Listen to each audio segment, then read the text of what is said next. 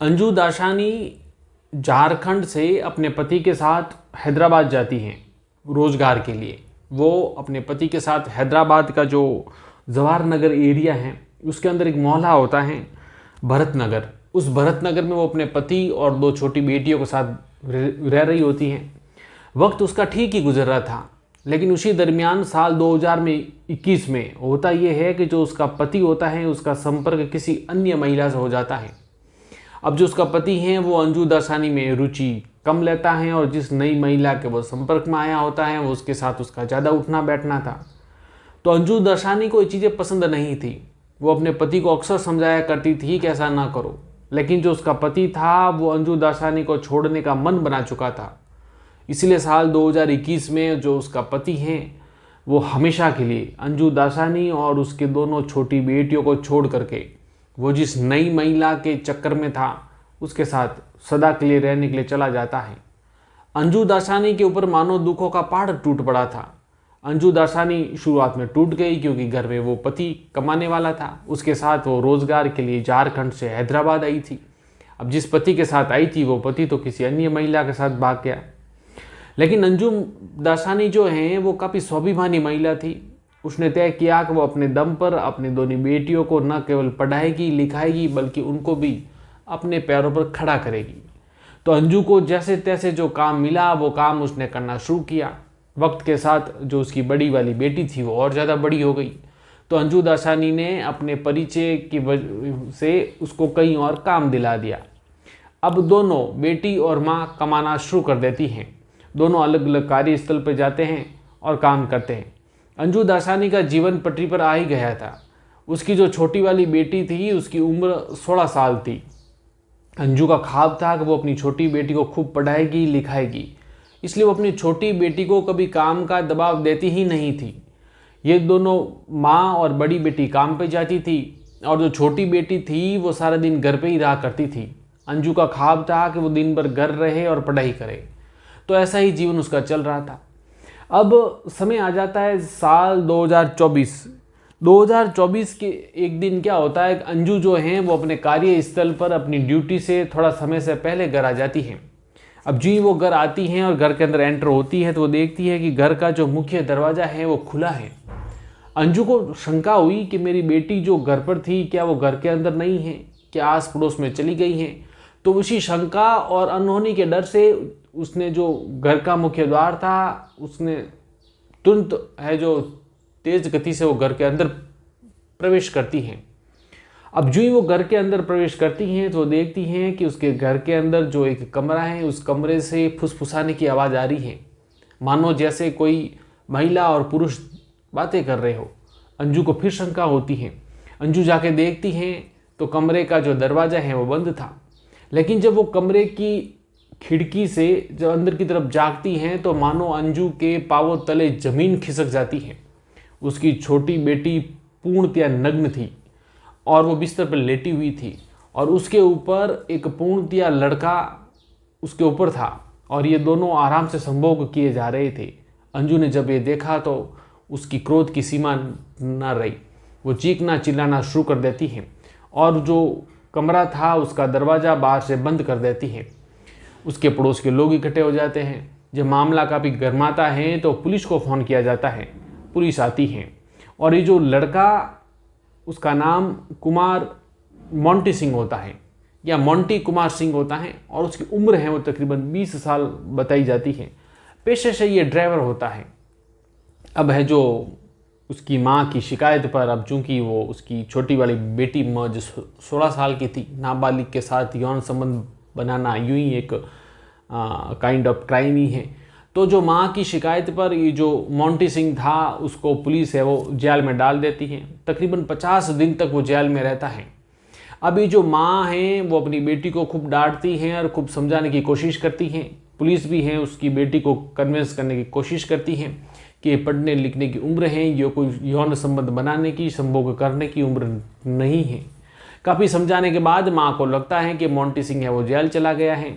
वो अपनी बेटी को समझाने के बाद वो हर रोज़ की तरफ अपने कार्यस्थल पर वापस जाना शुरू कर देती हैं। बेटी घर पर रहती है। अब माँ जब भी बाहर जाती हैं बेटी को हिदायत देकर जाती हैं कि बेटा तुझे पढ़ना है तो खूब पढ़ना लिखना दिन भर और कुछ मत करना। अब बड़ी बेटी भी काम पर और जो माँ है ये भी काम पर। लेकिन 50 दिन के बाद वो जो मोंटी सिंह है वापस बाहर आ जाता है। अब समय बीतता जा रहा है, माँ को पता नहीं था कि पीछे से क्या हो रहा है। एक दिन पुनः जनवरी 2025 का वो दिन आता है। इस दिन क्या होता है कि माँ किसी कारणवश उस दिन भी ड्यूटी से जल्दी वापस घर लौट आती हैं। तब वो पुनः देखती हैं उसी हालत में वही उसकी बेटी जो नग्न अवस्था में है, वो उसका जो प्रेमी उसके साथ है। अब वो बेटी को उस प्रेमी के साथ उस घर में देखती हैं तो बेटी जो माँ है उन्हें फिर से क्रोध आता है। वो पुलिस को बुलाती है, पुलिस उस बंदे को फिर से जो पाबंद करती है, फिर वो मोंटी सिंह जेल चला जाता है। इस बार जो माँ है अपनी छोटी वाली बेटी की अच्छे से डांट डपट करती हैं, उसे समझाने की कोशिश करती हैं और माँ की क्रोध की सीमा नहीं रहती है। इसी दरमियान जो बड़ी बेटी होती हैं वो माँ को समझाती हैं, क्योंकि छोटी बेटी इस बार ये स्वीकार कर लेती है कि ठीक है माँ मुझसे गलती हो गई, मैं तो मिलना ही नहीं चाह रही थी, दोबारा उसे नहीं मिलूंगी। बड़ी वाली बेटी होती है वो भी माँ को समझाती हैं कि ठीक है उससे गलती हो गई और स्वीकार कर भी रही है, कब आगे से ऐसा नहीं करेगी तो नहीं करेगी, आप रहने दो। इस मामले को जैसे तैसे ठंडे बस्ते में डालने की कोशिश हो रही थी।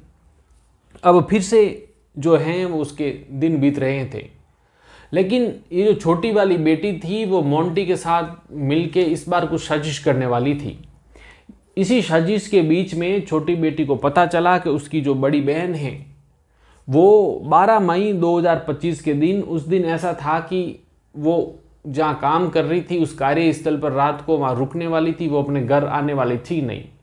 इधर ये जो छोटी बेटी है वो मोंटी के संपर्क में थी, तो इसने अपने प्रेमी के साथ मिल करके एक बहुत बड़ी साजिश रचना शुरू की। अब दरअसल 12 मई 2025 को हुआ ऐसा कि माँ है वो कार्यस्थल से थक हार के घर पर आई। उस दरमियान ये जो छोटी वाली बेटी है उसने पहले से ही अपने प्रेमी मोंटी को घर में ला के छुपा दिया था। अब जो मोंटी है वो घर के अंदर छुप के बैठा हुआ था।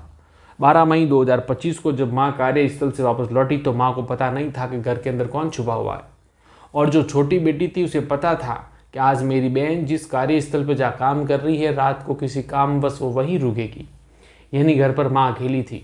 अब माँ दिन भर जो काम किया उससे वो थकी आ रही थी तो उसे नींद आ गई। अब जो ही माँ नींद आई तब बेटी ने उस प्रेमी को जिसने उसको घर में छुपा कर रखा था उसे बाहर निकालती है। और उसके बाद जो होता है बड़ी मतलब विचलित करने वाली बात है कि बेटी माँ को पकड़ लेती है और उसका जो प्रेमी होता है वो माँ के गले और सीने में चाकुओं से वार कर देता है। वार इतने लगातार और इतनी निर्ममता से होता है कि अड़ोस पड़ोस तक में भी किसी को पता नहीं चलता है। और उसके बाद जो माँ की लाश होती है वे बहुत बड़ी पन्नी पहले से लाई हुई होती है, उस पन्नी के अंदर उस लाश को रख के पूरा पैक कर लिया जाता है। खून है वो पूरा साफ कर लिया जाता है, क्योंकि वो पूरा आश्वस्त थे कि आज की पूरी रात कोई नहीं आने वाला है। तो पूरा साफ करने के बाद पन्नी के अंदर उस लाश को लपेटने के बाद उस लाश को बाकायदा घर के अंदर ही छुपा लिया जाता है। उसके बाद वो बेटी बाकायदा अपने प्रेमी के साथ संबंध बनाती हैं, संभोग करती हैं। सुबह हो चली थी, उसे पता था कि शायद अब बड़ी वाली जो उसकी बहन है आ न जाए, इसलिए वो लाश को छुपाने के बाद अपने प्रेमी को उसके घर से है वो भगा लेती हैं कि तुम मेरी बहन वापस जाएगी तब आना। बड़ी बहन सुबह जल्दी आती हैं, वो इतनी जल्दी में होती हैं कि वो आती हैं, नहाती हैं, कपड़े चेंज करती है, दोबारा अपनी ड्यूटी पर चली जाती हैं। उसे इस बात का होश भी नहीं रहता कि माँ आई या नहीं आई। और जिस वक्त वो घर आई उस वक्त माँ की ड्यूटी पर जाने का समय हो चला था, इसलिए बड़ी बहन को लगा कि शायद माँ है वो ड्यूटी पर चली गई होगी। अब जो ही बड़ी बहन वापस जाती हैं वो छोटी वाली बहन अपने प्रेमी मोंटी को बुलाती है। मोंटी आता है। अब दोनों वहाँ बैठे होते उस लाश के पास और विचार करते हैं अब इसका क्या किया जाए, अब इतनी बड़ी लाश को ठिकाने कैसे लगाया जाए। उसी दरमियान ये जो प्रेमी मोंटी होता है उसे एहसास होता है कि जिस बेडरूम में वो बैठे हैं उस बेडरूम का फर्श है वो कच्चा है और उबड़ खाबड़ वाला है।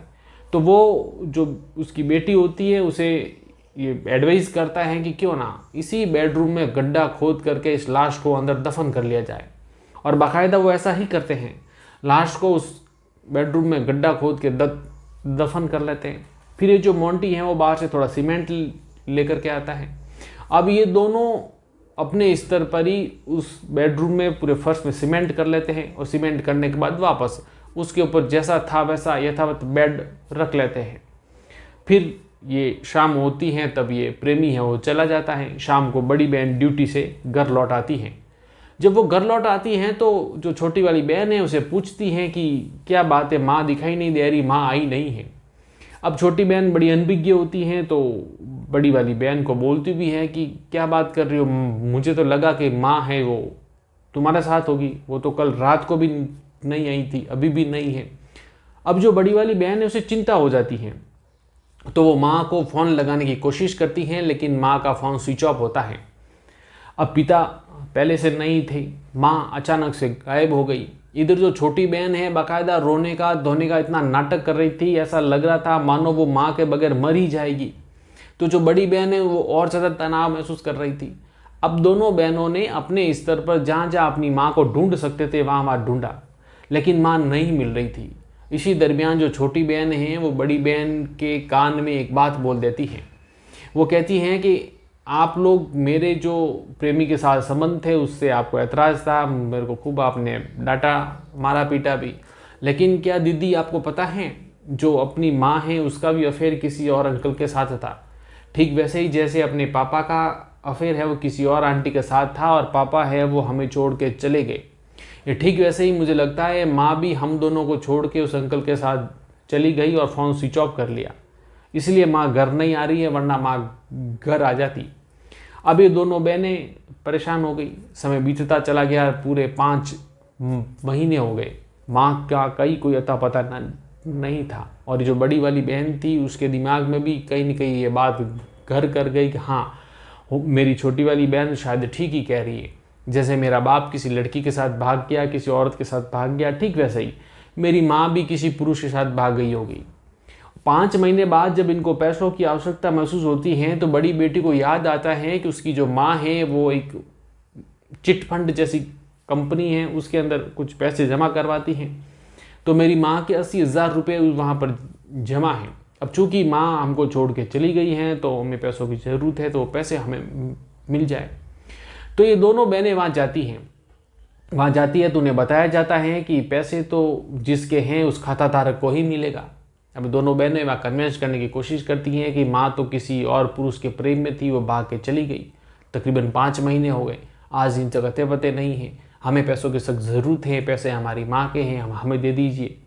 तो उस कंपनी में इन्होंने काफ़ी मिन्नतें की, काफ़ी वहाँ पे बैठी बात की, तो फाइनली इनको वहाँ से जवाब मिलता है कि एक काम कीजिए, आपकी जो माँ है वो चली गई हैं तो उसकी एक गुमशुदगी की रिपोर्ट थाने में दर्ज करवा लीजिए, और दर्ज करवाने के बाद वो उसकी जो FIR की कॉपी होती है वो प्रतिलिपि आप हमें दे दीजिए। हम आपके लिए जितना बेस्ट काम कर सकते हैं उतना बेस्ट कर लेंगे। अब दोनों बहनों को है उम्मीद जगती है कि शायद पैसे मिल जाएंगे, इसलिए वो थाने में जाती हैं पूरे 5 महीने बाद FIR दर्ज करवाने के लिए। और ये FIR दर्ज करवाई जाती है 17 अक्टूबर साल 2025 को, और FIR में बाकायदा लिखवाया जाता है कि हमारी माँ जो है वो 12 मई साल 2025 से घर से अचानक से गायब है, और बाकायदा माँ के मोबाइल नंबर भी उस FIR में लिखवाए जाते हैं। और दोनों बहनें चाहते भी हैं कि भाई माँ का पता लगे, लेकिन ज़्यादातर हमारे देश में जैसा कि होता है जो गुमशुदगी की रिपोर्ट होती है वो एक बार दर्ज करने के बाद ज़्यादातर ठंडे बस्ते में ही रहती है। तो ये रिपोर्ट है वो ठंडे बस्ते में रही, पुलिस की और से इसकी माँ को ढूंढने की ज़्यादा कोई खास कोशिश की नहीं गई। अब इसी दरमियान इनके जीवन में होता है ऐसा है कि जो बड़ी बेटी है रोज कार्यस्थल पे जा रही है, और जो छोटी बेटी है पीछे से उसका प्रेमी आता है। नीचे जिस बेडरूम में जहाँ पर माँ की लाश को दफनाया गया था उसी लाश के ऊपर इन्होंने बाकायदा बेड लगाया हुआ, और हर रोज़ उसी के ऊपर संबंध बना रहे हैं। आप ज़रा कल्पना कीजिए, जो माँ है वो नीचे मरी हुई है, बेटी हर रोज़ नग्न होकर के अपने प्रेमी के साथ संभोग करती है, और ये सिलसिला 1-2 महीने नहीं पूरे 10 महीने तक चला। 10 महीने तक ये जो सिलसिला चलता रहा।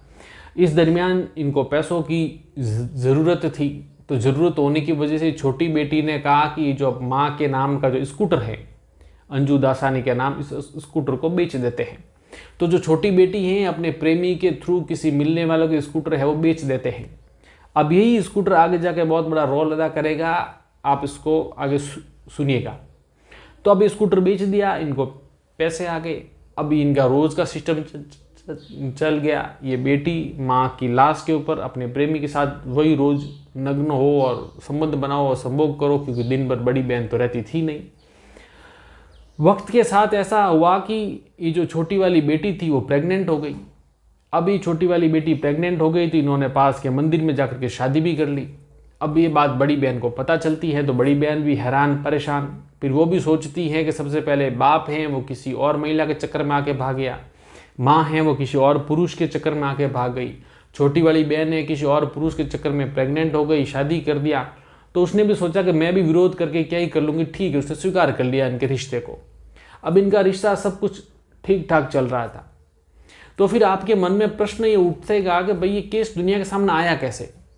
अब दरअसल हुआ ऐसा कि इन्होंने जो स्कूटर बेचा था वो स्कूटर लेने वाला बंदा एक दिन ऐसे ही ट्रैफिक से गुजर रहा था तो बाई मिस्टेक उससे है वो ट्रैफिक की रेड लाइट क्रॉस हो जाती है। अब जो रेड लाइट क्रॉस हो जाती है ट्रैफिक पुलिस उसे पकड़ लेती है। पकड़ने के बाद उसे बोलती है कि साहब तूने जो रेड लाइट क्रॉस किया चालान बनेगा। अब भारत में अक्सर ऐसा होता है कि जब भी चालान बन रहा होता है तो हम सबसे पहले पुलिस वाले से रिक्वेस्ट करते हैं कि कुछ लिख दे के छोड़ दो टाइप। तो उस बंदे ने भी रिक्वेस्ट की लेकिन पुलिस मानी नहीं। पुलिस ने कहा कि नहीं चालान तो बनेगा। तो फाइनली उसने कहा कि ठीक है सर चालान है और बना दो। तो पुलिस ने पूछा भाई स्कूटर किसके नाम है। उस बंदे ने कहा साहब स्कूटर तो मेरा है, मैं ही मालिक हूँ। लेकिन जब उसका ऑनलाइन चेक किया गया तो पुलिस ने कहा कि नहीं स्कूटर तो किसी अंजू के नाम है, ये तेरे नाम तो नहीं है। अब वो लड़का थोड़ा घबरा गया। पुलिस को लगा कि ये जो लड़का है ये वाहन चोर है और किसी का स्कूटर चोरी करके भाग रहा था और हमने पकड़ लिया। तो पुलिस उसको उस नजरिए से सख्ताई से पूछताछ कर रही थी। अब काफ़ी सवालों का जवाब वो नहीं दे पाया पुलिस और सख्त हुई। तो फाइनली उसने कहा कि ये तो स्कूटर मेरे कोई मिलने वाला है, मैंने उससे खरीदा था। तो मिलने वाला कौन? वही छोटी बेटी का प्रेमी कह दो, पति कह दो, मोंटी सिंह। उसको पकड़ा तो उसको बोला भाई तेरे डॉक्यूमेंट ला। उसने अपने और अपने माता पिता के सारे डॉक्यूमेंट दिए। तो पुलिस फिर हैरान कि तेरे घर में तो कोई ये अंजू नाम की महिला है ही नहीं, न माँ है न दादी है, स्कूटर किसका है। अब मोंटी को पता है कि अंजू के साथ मैंने क्या किया है। तो जाहिर सी बात है जिसने अपराध कर रखा होता है वो पुलिस को देख के थोड़ा उसका हाव भाव तो बदल ही जाते हैं। उसके भी हाव भाव बदले हुए थे, वो ढंग से जवाब दे नहीं पा रहा था।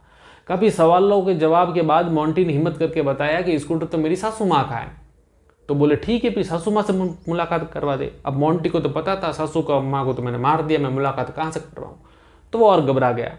इसी घबराहट में उसने कह दिया कि सासू माँ से बात नहीं हो पाएगी, आप मेरी पत्नी से बात कर लो। यानी अब वो छोटी वाली बेटी उससे है जो पुलिस ने बातचीत की कि भाई स्कूटर तुम्हारी माँ का नाम का बता रहा, माता जी कहाँ हैं। तब जो बेटी है वो पहले तो इधर उधर की खूब सारी बातें घुमा फिरा के करती हैं, लेकिन फाइनली वो पुलिस को बता देती है कि मेरी माँ तो बहुत सालों पहले मर गई। तो फिर वही बात थी, तो मर गई तो मृत्यु प्रमाण पत्र, कुछ डॉक्यूमेंट, कुछ प्रूफ एविडेंस। तो पुलिस को उसी जांच के दरमियान में पुलिस तो ये सोच रही थी कि शायद ये वाहन चोर का जो बहुत बड़ा नेटवर्क है, गिरोह है, उनके हाथ लग गया। पुलिस उस हिसाब से उसको सख्ताई कर रही थी। लेकिन इस सख्ताई में पुलिस को एक बात पता चलती है कि इनकी माँ की गुमशुदगी की रिपोर्ट जो है वो दर्ज हो रखी है। और रिपोर्ट दर्ज हुई थी 17 अक्टूबर 2025 के दिन। तो पुलिस अब सख्ताई से और पूछताछ करने लग गई कि एफआईआर की गुमशुदगी की एफआईआर दर्ज है, ये बेटी कह रही है कि माँ मर गई है। तो पुलिस को लगा कि कुछ तो गड़बड़ है। पुलिस ने अपने हिसाब से पूछताछ करना शुरू की। तो सबसे पहले जो छोटी वाली बेटी है ना, यही टूट गई और उसने सारा राज उगल दिया पुलिस के सामने। अब जब वो पूरा राज पुलिस के सामने उगला तो पुलिस ने तय किया कि ठीक है वो खड्डा है वो खोदा जाएगा। और वो दिन आता है 17 मार्च साल 2026। 17 मार्च के दिन वो जो मोहल्ला था वहाँ पर पुलिस का जमघट लग गया। आला अधिकारी सब मौजूद थे और सबकी मौजूदगी में उस घर में खड्डा खुल रहा था। बड़ी बेटी जो है वो अचंभे से वो बड़ी मतलब परेशान थी। वो क्या सोच रही थी अपनी माँ के बारे में, माँ है वो कहाँ से मिल रही है। खड्डा खोदने के बाद 10 महीने बाद वो खड्डा खुद रहा था, इसलिए जो अंदर से जो लाश है पूरी सड़ी गली कंकाल के रूप में निकली। और हैदराबाद का जो उस्मानिया हॉस्पिटल है वहाँ पर उस लाश को पोस्टमार्टम के लिए भेजा गया। पोस्टमार्टम के लिए जब वह लाश भेजा गई तो बाकायदा पोस्टमार्टम की रिपोर्ट ये आई कि उसके गले और उसके छाती पर चाकुओं से वार करने की वजह से जो उसकी माँ है उसकी मृत्यु हुई है। जब ये केस दुनिया के सामने आया तो सब के सब दंग रह गए। इवन जो बड़ी वाली बेटी थी उसका तो रो रो के बुरा हाल था कि 10 महीने तक माँ इसी घर में है जो बेडरूम के नीचे दफन रही, और वो क्या सोचती रही अपनी माँ के बारे में। अब इस केस में बात यह है कि ये जो प्रेमी था मोंटी सिंह, उसको तो जेल भेज दिया गया, और जो छोटी वाली जो बेटी है उसको बाल सुधार गृह में भेज दिया गया कि उसकी उम्र है वो छोटी थी, वो नाबालिग थी। और बड़ी दुख की बात यह है कि इस दरमियान जो छोटी बेटी और मोंटी सिंह थे, अब वो प्रेग्नेंट थी तो उसके एक बेटा भी हो गया था जनवरी 2026 में। अब उस बेटे की क्या किस्मत है आप ज़रा देख लीजिए। ये जो दर्द दास्तां जो कहानी कहने का हमारा प्रयास आपको पसंद आ रहा है तो इसे आप लाइक ज़रूर कीजिएगा। आप किस विषय पर कहानी सुनना चाहते हैं, यदि आपकी कोई इच्छा है तो कमेंट सेक्शन खुला है। यदि इस कहानी को आप फेसबुक पर देख रहे हैं या इंस्टाग्राम पे देख रहे हैं तो फॉलो ज़रूर कीजिएगा, और यहाँ तक आपने देख ही लिया है तो जाने से पहले चैनल को सब्सक्राइब करना ना भूलें। मिलते हैं इस तरह की नई कहानी में, तब तक अपना ख्याल रखिएगा। शुक्रिया।